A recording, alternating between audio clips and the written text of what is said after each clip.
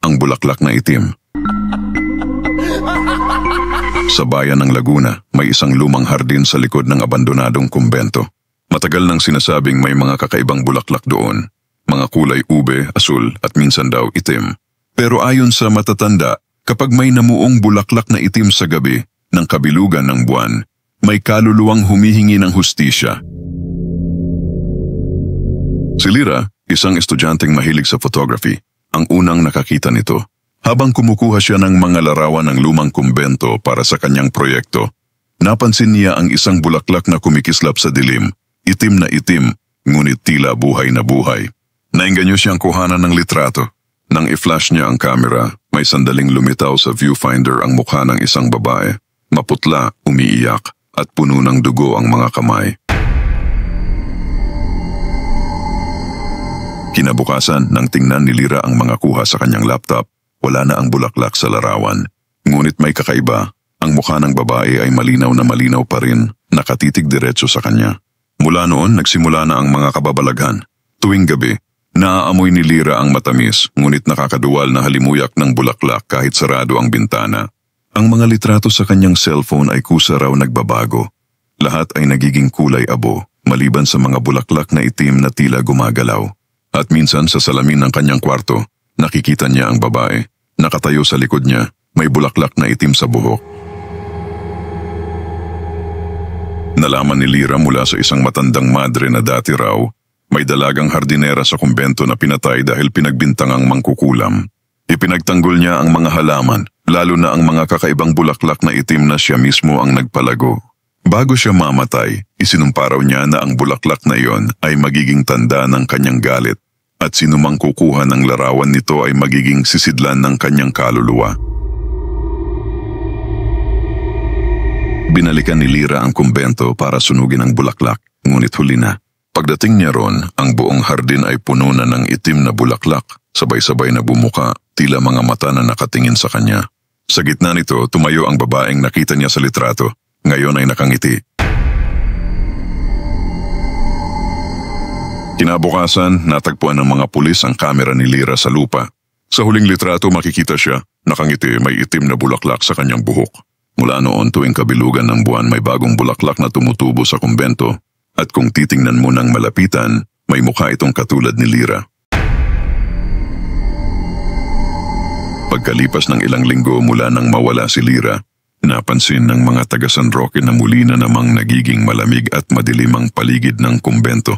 May mga kabataang nagtatangkang pumasok doon, dala ng kuryosidad, ngunit wala pang nakakabalik.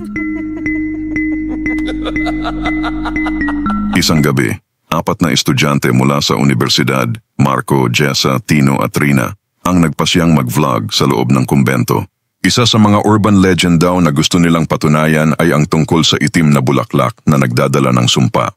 Pagkapasok nila sa hardin, kakaiba ang katahimikan. Walang kahit anong tunog ng insekto ni hangin. Sa gitna, may isang malaking paso at doon nila nakita ang bulaklak na itim. Kumikislap sa ilalim ng buwan. Habang kinukunan nila ng video, biglang namatay ang ilaw ng kanilang flashlight. Sumunod ay ang paglitaw ng boses ng babae mula sa dilim. Bakit niyo ginising ang mga bulaklak ko? Napalingon silang lahat. Si Rina na may hawak ng kamera ay nagsimulang manginig. Guys, hindi ko ito kinukunan pero may mukha sa likod ninyo. Sa screen makikita ang imahe ng maraming mukha na tila nakabaon sa mga bulaklak. Mga bibig na nakanganga, mga matang walang buhay. Isa-isang namamatay ang kanilang ilaw hanggang sa tanging liwanag ng buwan na lang ang natitira. Si Tino ay biglang nawala. Wala silang narinig kundi ang tunog ng pagdurog. Parang mga ugat ng halaman na kumakapit sa laman. Nang hanapin nila, nakita nilang ang mga ugat ng mga bulaklak ay nakapulupot sa katawan ni Tino. Hinihigop siya pababa sa lupa. Tumakbo silang tatlo. Pero habang tumatakbo, napansin ni Jessa na bawat hakbang nila ay tumutubo ang mga bulaklak na itim sa lupa. Parang sinusundan sila. Sa bawat paghinga nila, naamoy nila ang halimuyak na matamis na may halong amoy ng nabubulok na laman. Paglabas nila ng kumbento, akala nila ligtas na sila. Ngunit nang sumikat ang araw, napansin ni Marco na may itim na mantsa sa kanyang braso. Tila ugat ng halaman na gumagapang sa ilalim ng balat. Pero sa salamin, nakita niya ang refleksyon ni Lyra sa kanyang likuran. May ngiti sa labi at bulaklak na itim sa buhok. Kinagabihan, isa-isa silang nawala. At kinabukasan, may 4 na bagong bulaklak na itim na tumubo sa hardin. Sa bawat isa may mukhang nakaukit sa gitna ng mga talulot, mga mukha ni na Marco, Jessa, Tino at Rina. Ngayon, sinasabing kung pupunta ka sa kumbento tuwing kabilugan ng buwan, maririnig mo pa rin ang mga tinig nilang humihingi ng tulong. At kung susubukan mong kuhanan ng litrato ang mga bulaklak, babalik sa iyo ang tingin ng mga yon, at baka ikaw na ang sunod na maging isa sa kanila. Lumipas ang ilang buwan mula nang mawalan ng balita sina Marco, Jessa, Tino at Rina. Marami na ang natatakot lumapit sa kumbento hanggang isang gabi. Dumating ang kapatid ni Lyra si Ella, dala ang isang luma at makintab na rosaryo ng kanilang yumaong lola. Alam niyang hindi nananahimik ang kaluluwa ng kanyang ate at naniniwala siyang may paraan para palayain ito. Pagpasok ni Ella sa kumbento, ramdam niya agad ang lamig ng paligid. Sa bawat hakbang, naririnig niya ang bulong ng mga kaluluwang nakakulong.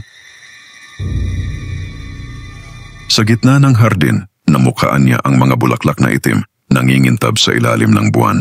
Isa-isa niyang nakita ang mga mukha ng mga nawawala, ang kanyang ate at ang mga kabataang pumasok matapos nito. Lumuhod siya at itinaas ang rosaryo. Kung sino ka man, patawarin mo sila. Hindi nila alam ang ginawa nila. At sana, mapatawad mo rin ang sarili mo. Biglang umihip ang malakas na hangin. Ang mga bulaklak ay sabay-sabay na nagsara at mula sa gitna ng mga ito ay lumitaw ang multo ng babaeng hardinera. Maputla, ngunit may luha sa mga mata. Matagal akong naghintay ng taong hindi tatakbo sa akin. Sinira nila ang mga bulaklak ko noon at pinatay nila ako. Pero hindi ko alam kung paano patawarin.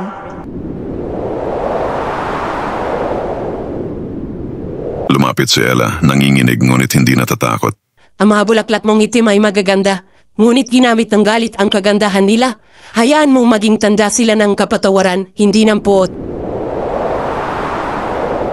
Tumulo ang luha ng multo at sa sandaling iyon, nagsimulang magbago ang kulay ng mga bulaklak. Mula sa itim naging puti, mula sa dilim naging liwanag. Unti-unting nawala ang malamig na hangin at napalitan ng banayad na simoy ng hangin na amoy sampagita. Ang mga mukha sa mga bulaklak ay unti-unting naglaho, napalitan ng maliliit na sinag ng liwanag na umakyat sa langit, parang mga alitap-tap na pinapalaya. Lumapit ang multo kay Ella, ngumiti at marahang hinawakan ang kanyang kamay. Salamat. Kasabay ng kanyang mga salita, naglaho ang lahat ng bulaklak. Sa gitna ng hardin, naiwan lamang ang isang bulaklak na itim, ngunit ngayong may puting guhit sa gitna ng mga talulot, tanda ng balanse ng dilim at liwanag, ng galit at pagpapatawad.